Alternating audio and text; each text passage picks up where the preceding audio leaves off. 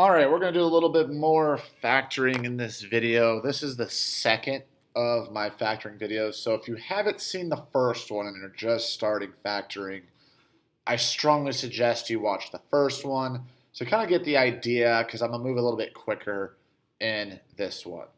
So we're going to factor each completely and I'm going to show you how you can check your work.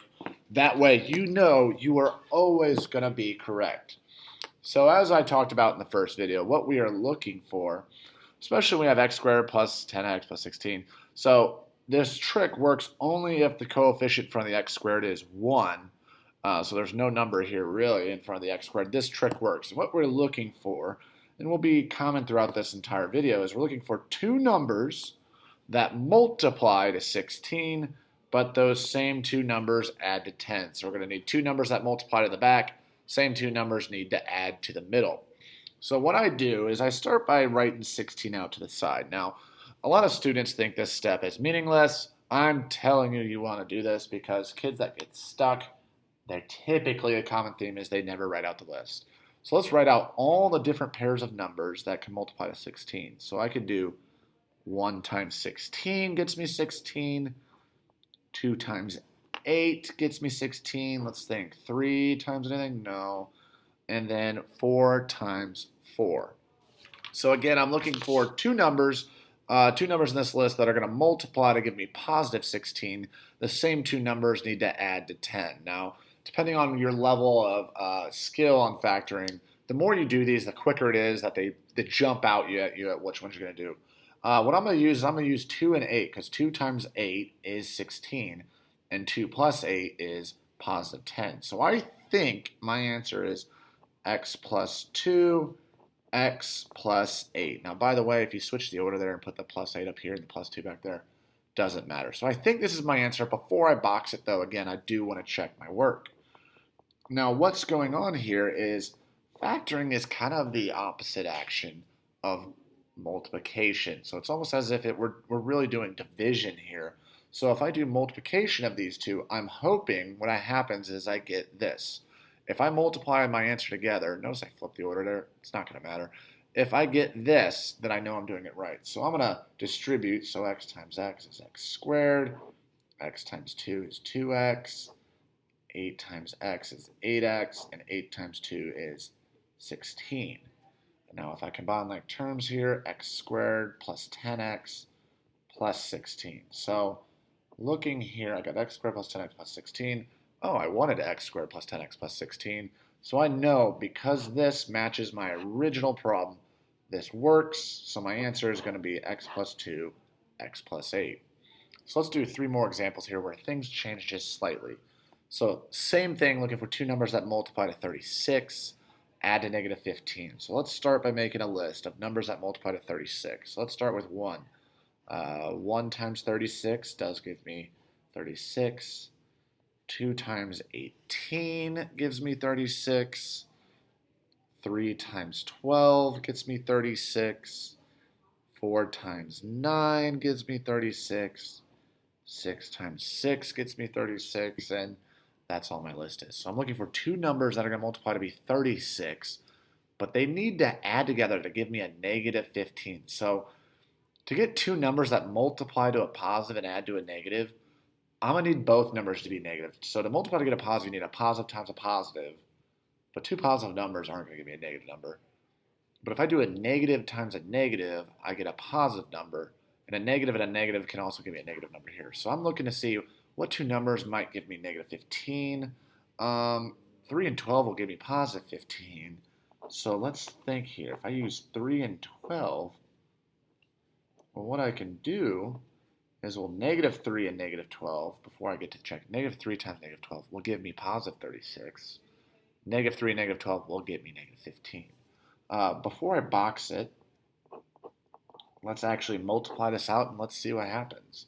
So x times x is x squared. X times negative 12 is negative 12x. Negative 3 times x is negative 3x. Negative 3 times negative 12 is positive 36. Now, if I combine like terms there, I'm going to get x squared, negative 12x, and negative 3x is negative 15x plus 36. So what I have here is the same there, so I'm going to box it. We are good to go since these match up. Quick comment here is a lot of times when kids are checking their work, they immediately kind of peek over here and they're like, well, I know I'm supposed to get x squared minus 15x plus. That's what I want to get. So they kind of ignore the math over here and do it incorrectly and write what they want to get over here. You need to really kind of just ignore the original problem. Just do the multiplication. And if things work out, great. If I don't get what I got, one of two things is happening. Either I need to change around the signs here on the 3 and the 12, or maybe 3 and 12 are not the pair I should be using. But again, don't try and cheat yourself and be like, oh, I'm hoping to get x squared minus 15x plus 36, so I'm just going to write that. No. Ignore this, do the work correctly, and then check to see if it matches up. So, third one, x squared plus 3x minus 28. So again, looking for two numbers that multiply to 28. I'm going to kind of disregard the negative sign for now. Let's just talk about numbers that multiply to 28. So 1 times 28, 2 times 14, 4 times 7, and I don't believe there's any other numbers that multiply to 28. So I'm going to need two numbers that multiply to negative 28. So that means if I'm going to need two numbers multiplied together and get a negative, one's going to be positive, one's going to be a negative. Because a positive times a negative gets me a negative. So I know one of these is going to be positive, one is going to be negative. So I need to think, well, how am I going to get 3x from one of these pairs? Now, how I think about it is, can you in any way use 1 and 28? Those are so far apart. There's no way I'm getting 3. Because 1 and 28 is so far apart. 2 and 14 a little bit closer, but still pretty far apart. 2 and 14, if you think of a number line, to get 3. Like, there's no way I'm going to add and subtract these numbers to get 3. So what about 4 and 7? Those are pretty close. So I'm probably going to use 4 and 7 here. Now I got to think. 4 and 7. One's going to be positive, one's going to be negative. If I want to get a positive 3, I'm probably going to use plus 7 and minus 4. So I'm going to use x minus 4 and x plus 7. So the only thing I need to do is actually multiply these out and see what happens. Check and make sure it works. So x times x is x squared. X times 7 is 7x. Negative 4 times x is negative 4x. Negative 4 times 7 is negative 28. Combine like terms there. I get x squared. 7x minus 4x is 3x. And then a negative 28. So notice how my answer here matches up there. Can box it. Great. So moving on to the next one. X squared minus 13x minus 30. Same plan. I'm looking for two numbers that multiply to 30, add to negative 13. So let's list out numbers that multiply to 30. So 1 and 30, 2 and 15, 3 and 10, 4 is not going to work, 5 and 6. So I want to look at that list and see, what pair is going to give me negative 13.